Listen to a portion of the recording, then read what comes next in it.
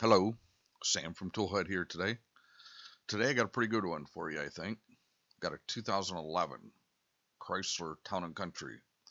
The shop I'm at does programming themselves, and they can't get the right pin from the dealer. So they called me in to program it, seeing if I had a solution, told them I did. So stand by.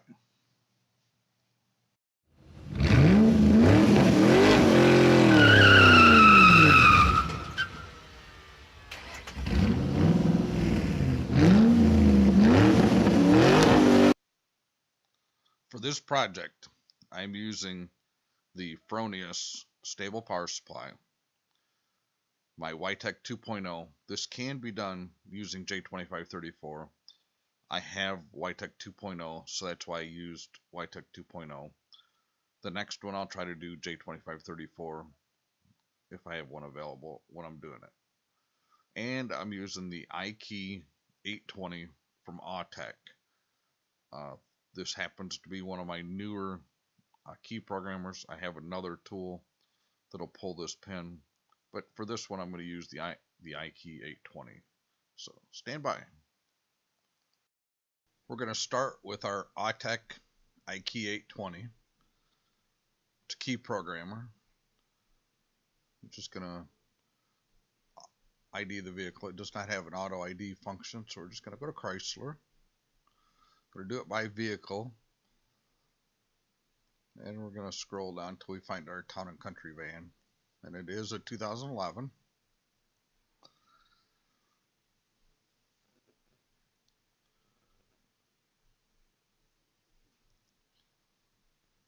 It does have to load up for a second here, so I did speed up through some of the process here, just to so you guys didn't have to watch a screen move here. So it says turn the key on. Sorry about all the movement there. I'm using my phone, and the only thing we need to do here is we need to read the pin code. So we're just going to choose read pin code. And I did speed this process up as well. This did take about a minute for it to happen. It's not the fastest program I got for doing it, but it seems to work work pretty well. And it does pull up the pin number. And for security purposes, I did hide the pin number from you. But trust me, there's a pin number there. So the next thing we're going to do is we're going to start up our YTEC 2.0. Like I said earlier, this can be done with a J2534 device. I have done it. I just did not have a J2534 device handy for this time, and I got the YTEC 2.0, so that's what I'm using to do it anyway. So in the aftermarket, we got a little bit of a process to go through to sign in here, octocode, stuff like that. So I'm not going to go through that. That's not what this video is about. So what happens here, we got to put in the VIN number of the vehicle. It's just so you understand what happens here. When the computer is used, it already has a base calibration number in it. When it's new, it's essentially a blank PCM. It doesn't know anything. They use the same PCM in multiple vehicles. So what we have to do is we have to use a device or something to get online so we get the right calibration number for this vehicle. So once we type in the VIN, it should be able to decipher or ID the vehicle. Once the VIN is put in, you're going to go to your vehicle selection. Sometimes this takes a minute to work properly. You see that it did decipher the VIN as 2011 Town and Country van. And it's going to scroll through and tell you how many DTCs, how many flashes, recalls, stuff like that there is for this vehicle. So we're just going to click on the 11 Town and Country van. You will see that the PCM has a lightning bolt indicating that there is a flash. You'll see that the current part number and the replacement calibration are completely different. Now this is where there's always some discussion here. Chrysler wants to know why you're programming the PCM. I don't really think it's any of their business, so I always make up something just to fill in the gap here. It's completely up to you how you want to handle this.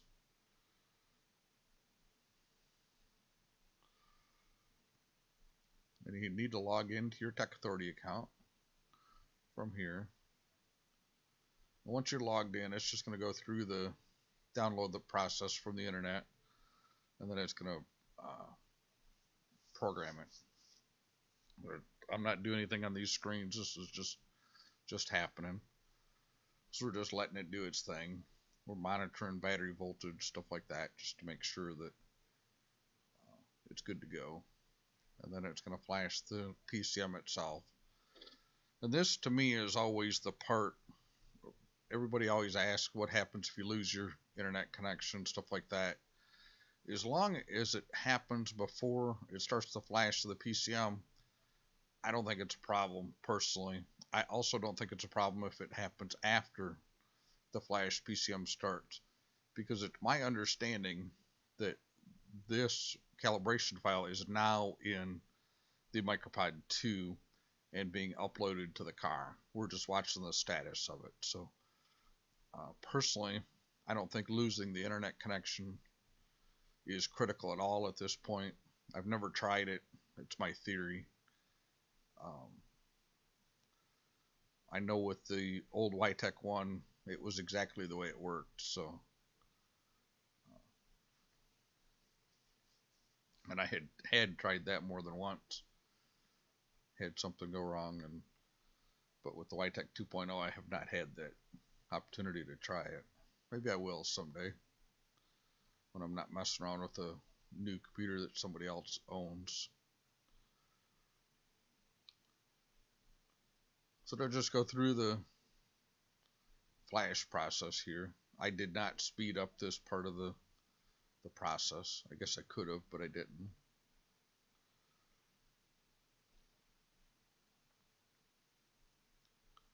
Doesn't take that long to do anyway. It does take a little longer to do using J2534, just so you understand.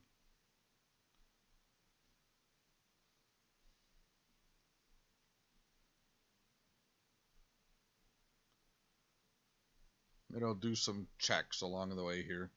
Usually about the time it goes from the engine controller to the trans controller, you'll see a transition on the screen there. Doesn't really do anything, doesn't stop you. Sometimes it stops you, not on this particular car. So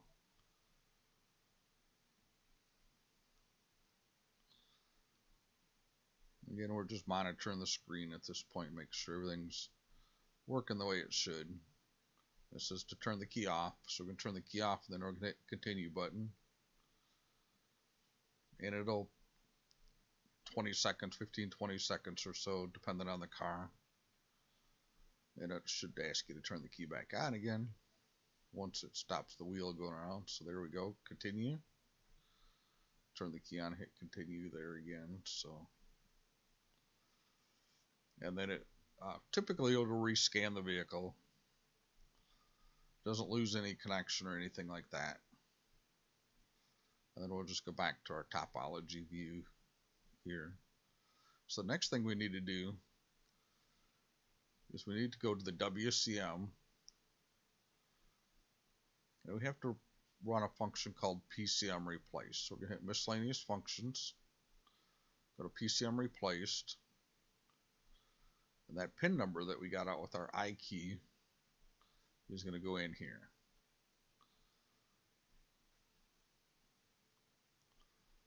And just for security purposes, again, I have blocked this off, but this is where we put in that 4-digit pin.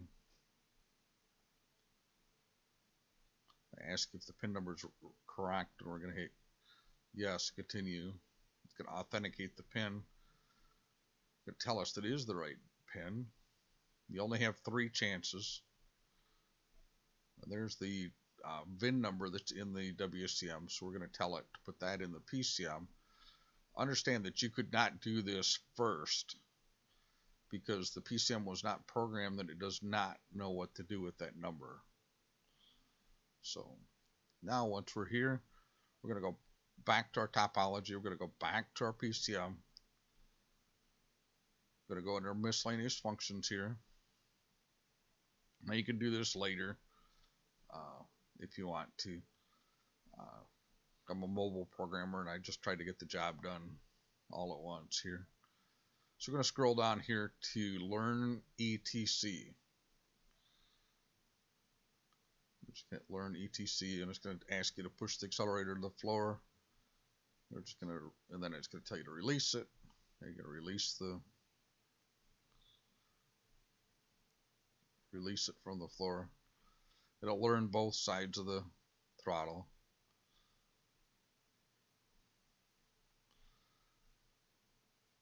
Once this is done and complete, I'd like to go look at all of the DTCs on this vehicle and just see what I still got active. Most of these codes will be stored, so I'm just going to clear out the codes, clear all DTCs, and see what's still active. Make sure that I didn't miss something.